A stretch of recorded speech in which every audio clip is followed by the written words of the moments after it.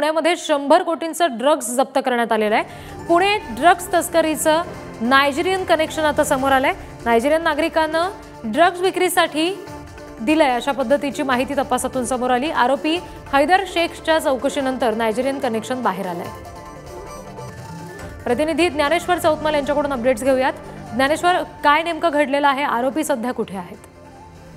3 drugs तस्करांना Pune पोलिसांनी काल अटक केलेली होती। त्याच्यापैकी हैदर शेख नावाचा जो आरोपी आहे याच्या तपासातून आणखी जवळपास 55 किलोचा ड्रग्जचा साठा जो आहे तो विश्रांतवाडी परिसरामध्ये पोलिसांनी जप्त केला आणि जवळपास या सगळ्या ड्रग्जची आंतरराष्ट्रीय बाजारातली किंमत ही 100 कोटींच्या घरात असल्याची माहिती समोर येते आहे।